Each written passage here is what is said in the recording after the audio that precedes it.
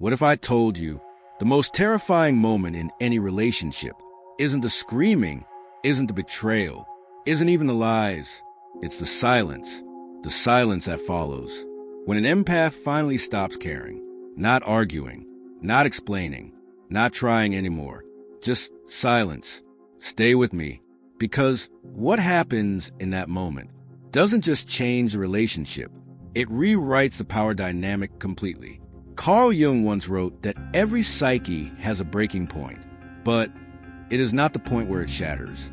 It is the point where it transforms. And nowhere is this transformation more dangerous than inside an empath who has finally reached their limit. Most people misunderstand what an empath really is. They see someone patient, forgiving, emotionally available, and assume that person can endure anything. They confuse emotional intelligence with emotional tolerance. They assume that because the empath understands pain, they will continue to absorb it. But Carl Jung warned that the psyche is never one-sided. Whenever one trait dominates too strongly, the opposite begins forming in the unconscious. This is the law of psychic balance. When an empath constantly overgives, suppresses anger, ignores intuition, and prioritizes harmony over truth, something begins to build beneath the surface. Not hatred, not revenge, but reversal. Jung called this enantiodromia, the moment when an extreme turns into its opposite. The empath who once tolerated everything becomes a one who tolerates nothing. And when that shift happens, it shocks everyone, because they mistook kindness for weakness. They never realized it was a choice. Empaths don't just feel their own emotions. They feel the temperature of every room they enter. They sense tension before words are spoken. They notice the shift in someone's breathing, tone, posture. And without realizing it, they adjust themselves. They soften their voice. They suppress their frustration. They over-explain to prevent conflict. This constant adjustment is emotional labor.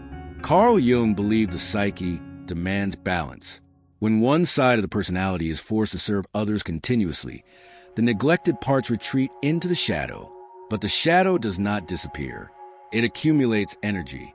Every ignored boundary, every swallowed insult, every time they said, "It's okay," when it wasn't, all of it collects.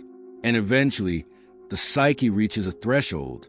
When the empath stops caring, it isn't because they suddenly became cold. It's because the internal pressure finally reached equilibrium. It's not a breakdown. It's a psychological correction. Many empaths unconsciously build their identity around being the strong one, the understanding one, the healer, the fixer. They believe their love can stabilize chaos. They believe their patience can reform dysfunction. They believe if they endure enough, things will eventually change. But Jung warned about something called archetypal inflation, when a person over-identifies with a role and loses their individual center. The savior becomes who they think they are, and that identity feels noble, it feels meaningful, it feels necessary. But it is also exhausting, because when your worth is tied to rescuing others, you unconsciously seek people who need rescuing. The moment an empath stops caring is often the moment the savior identity collapses.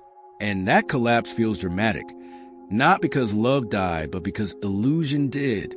They realized they were never responsible for healing anyone, and that realization changes everything. Carl Jung believed that much of what we experience in relationships is projection.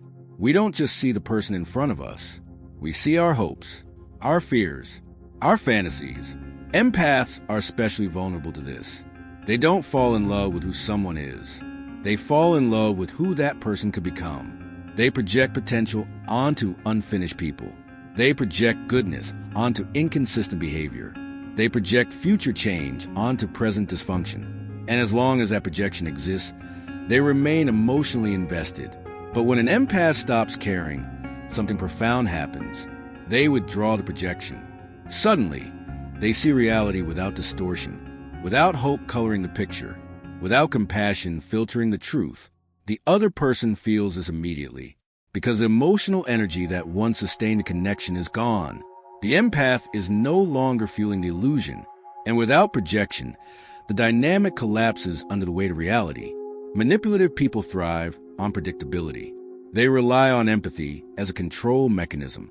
Guilt, apologies, promises, love bombing. All of it works because the empath keeps giving, keeps excusing, keeps hoping. Carl Jung described a healthy psyche as one capable of autonomy, but manipulators depend on dependency. When an empath reaches their limit, when they stop caring, the entire strategy collapses. The guilt no longer lands.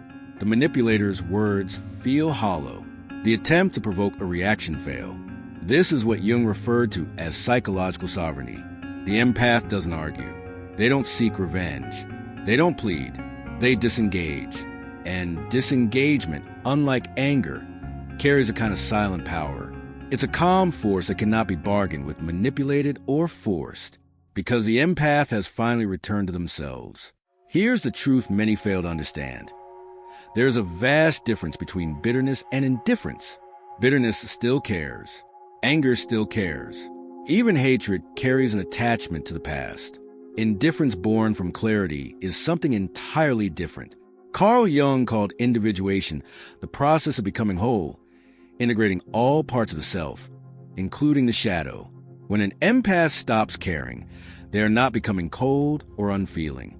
They are choosing themselves over the illusion of responsibility for others. They learn to say no without guilt. They tolerate being misunderstood without anxiety. They stop bending to please those who never notice their effort. That clarity brings psychic freedom. It is not a rejection of love, but a rejection of self-abandonment. Indifference is power. Bitterness is a chain. And the empath who achieves this state finally sees themselves as whole, complete, and untouchable by manipulation. When an empath stops caring, the energy of the entire relationship shifts, instantly and irreversibly. No more over-explaining. No more emotional chasing. No more rescuing people who never asked to be saved. Carl Jung observed that the psyche seeks balance. When an empath redirects her energy inward, the external world feels it immediately. The subtle tension that once existed evaporates. Manipulative tactics no longer land. Guilt, apologies, or emotional pleas bounce off, powerless. This is not about anger or revenge. It's about psychic recalibration. The empath becomes energetically unavailable, not as punishment, but as protection. One moment, they are still giving. The next, they are done. Not dramatically, not loudly, but absolutely. This is the moment of psychological sovereignty. The empath no longer needs external validation, nor does their sense of self rely on being needed. This is the power of true individuation in action. Here is the final truth that most people never grasp. When an empath stops caring, they are not losing empathy. They are reclaiming it. Years of overgiving, of rationalizing red flags, of enduring what should not have been endured, all culminate in a single moment of clarity. Carl Jung taught that the psyche cannot thrive under chronic self-betrayal. It demands balance. When an empath finally stops this pattern, they do not act out of anger or bitterness. They act from clarity. They no longer chase validation. They no longer explain their boundaries. They no longer negotiate their worth. Instead, they redirect their emotional intelligence inward. They protect their energy. They honor their nervous system. They reclaim their peace. This is individuation made real. Their identity is no longer dependent on saving others. It is rooted in wholeness. And once this transformation occurs, nothing can pull them back. They have returned home to themselves. This is why the silence of an empath is not weakness. It is completion. It is power. It is liberation.